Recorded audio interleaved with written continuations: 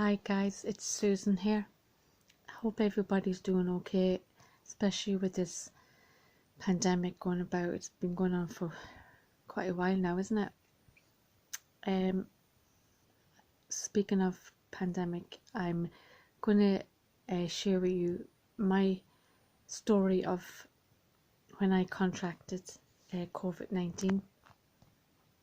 It was a few months ago.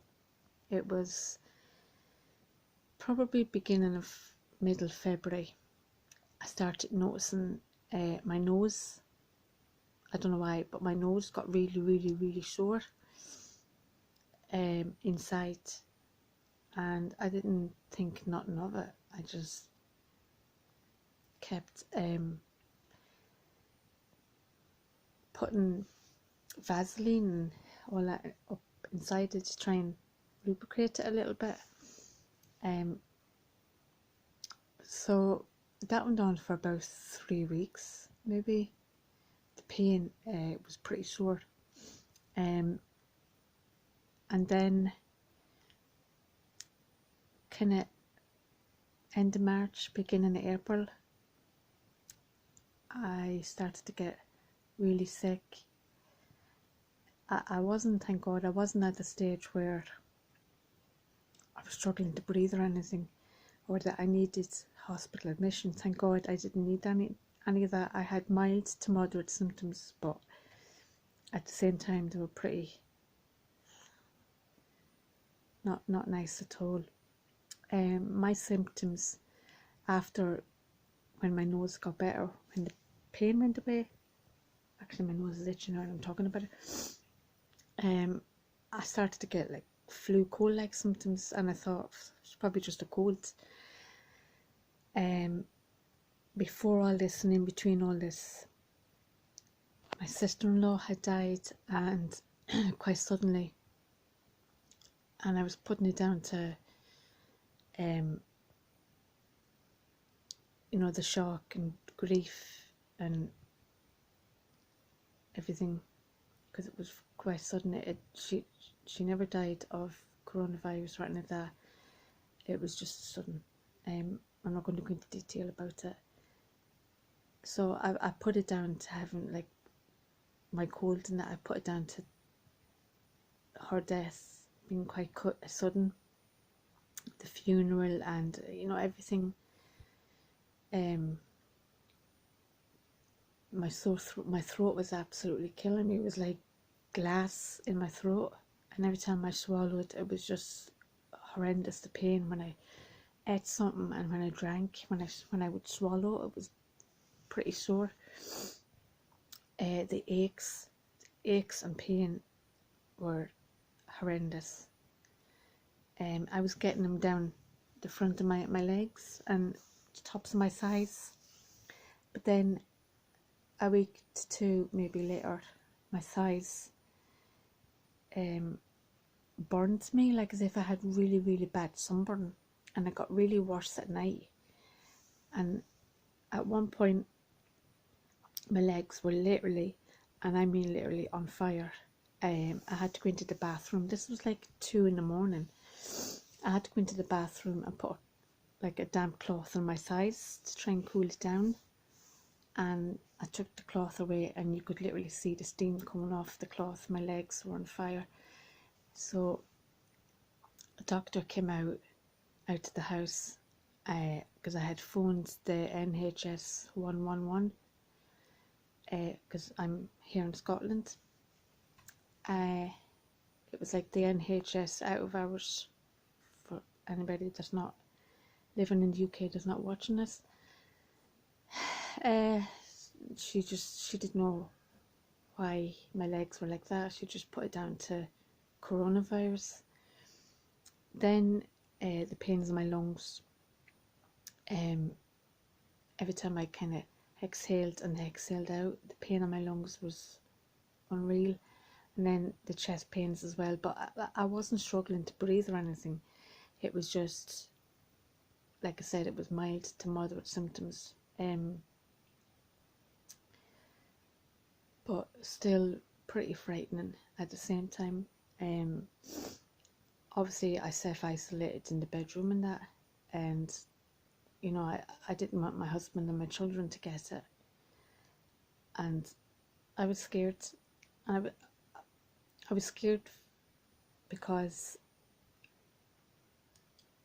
you know, it was at the height of the coronavirus, and you know, there was a lot of deaths and everything else. And then I was scared because I didn't want to pass this on to my family. There was no way I was passing it on to my family, and obviously that's why I self-isolated as well.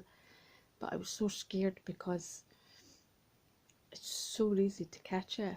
It's still going around. It's going to be around for quite a while, and that still scares me because now well, when I say they're children, obviously they're not, they're teenage boys, are back at school a week, and I am absolutely petrified.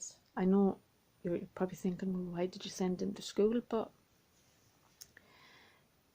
at the same time, you know, their mental health was starting to suffer, especially my oldest. He's 15, because he literally thought I was going to die from the coronavirus. I wasn't like at death's door, but I was pretty sick.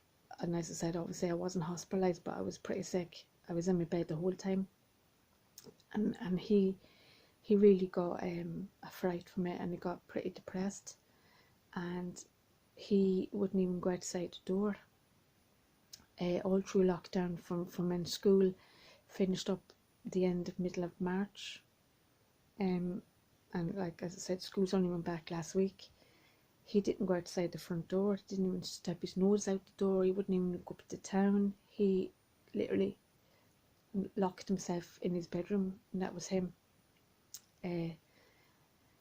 Until last week. I know I keep repeating myself. I don't know, it's a habit, but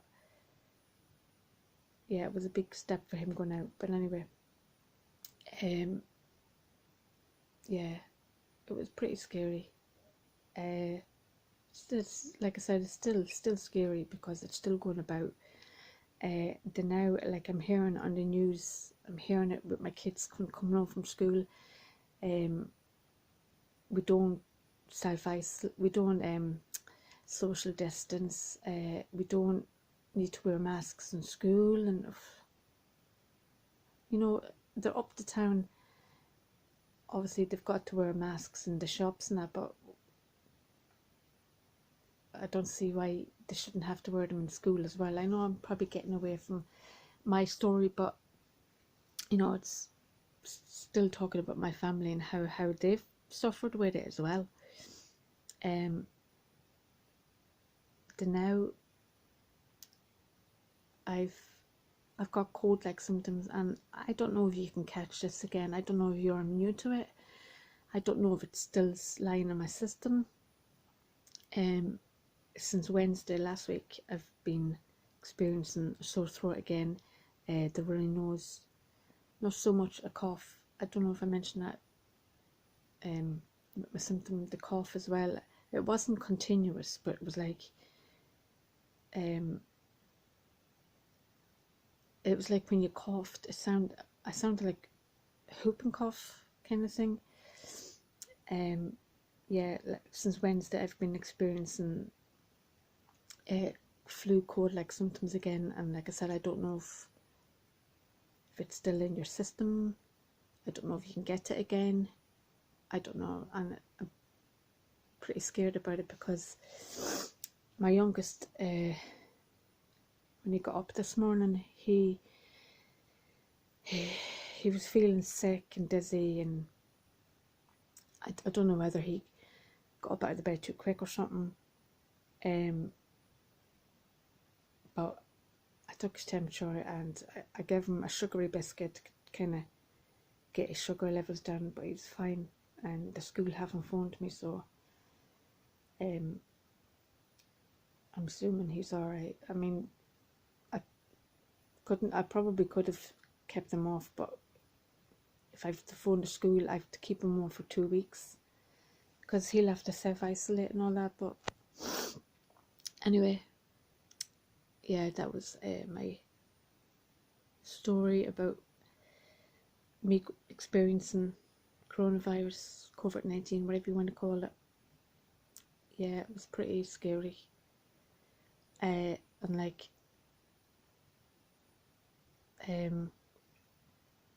my family like living over in Ireland, and the only way obviously we could keep in touch was through phone. Like, my parents don't have Messenger or Facebook or anything like that. They're dead old fashioned that way. Their phone is just basic, a call, and that's it, a call and text. They've no smartphone or nothing.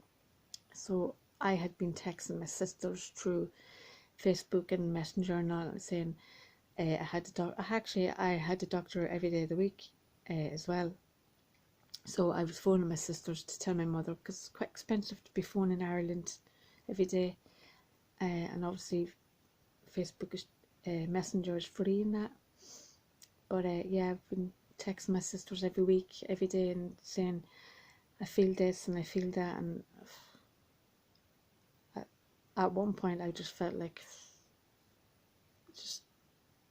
I just wanted to crawl under the mattress or under the duvet, whatever you call it, and just hide. But I suppose I did, in a way I did hide, because obviously I had to self-isolate in the room. But it was so scary. It was so scary. And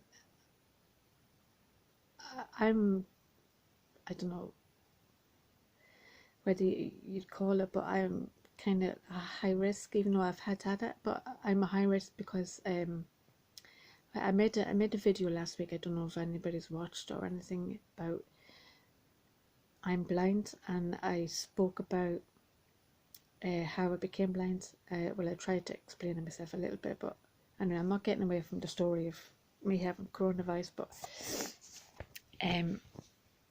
yeah, I'm kind of a high risk because I'm blind, and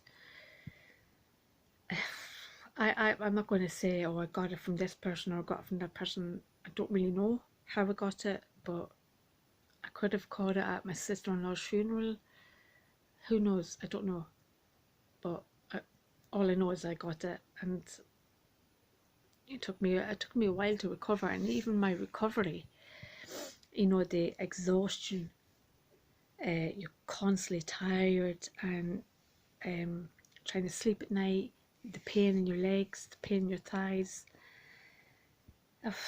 It's just, but thank God I didn't need hospital treatment, and thank God it was just mild to moderate symptoms.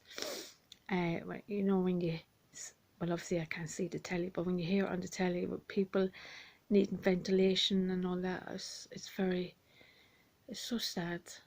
And it's sad, the fact that a lot of people have died from this, and it's scary. I know I keep repeating myself, it's scary. And like I said, my kids are in school, and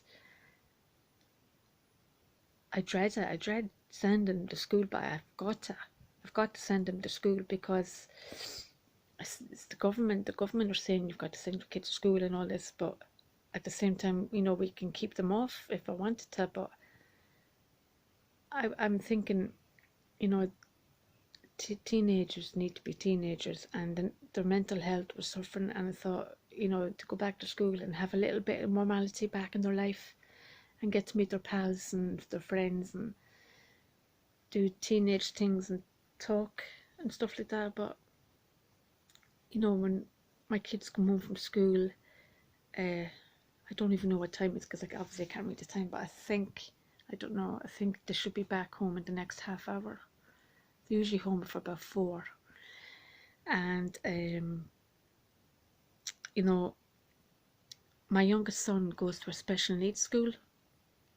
He has learning difficulties, and he's got additional needs, and I won't go into that just now. I might talk about it another time in a different video I do. But anyway, his school is very easygoing, if that's the word. But my older son's school is like, you know, before the schools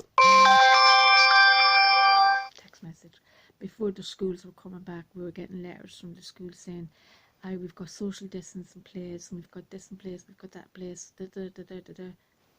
No, they don't, because they don't social distance. They don't wear masks. We were told that they don't need to change in the changing room for PE. You're right. Anyway, that's enough about that, I suppose. But anyway, just everybody that watches this, or anybody that I know might watch this, I don't know who watches it or who might subscribe.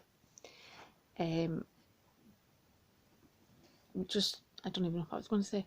Keep safe, and just go by the government guidelines, and don't get too complacent about going out thinking, oh, you know, the shops are back open, and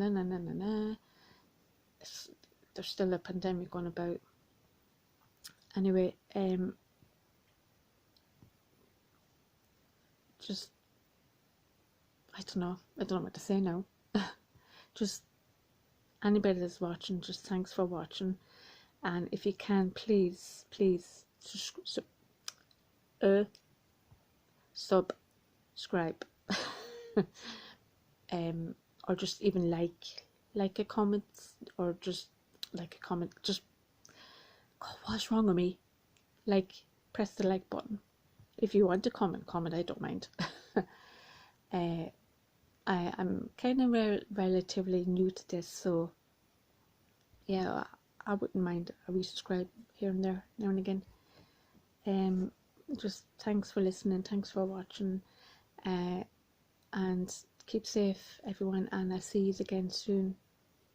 And just be positive as much as you can, and just stay safe. Okay, guys? Right. Chat to you again. Bye.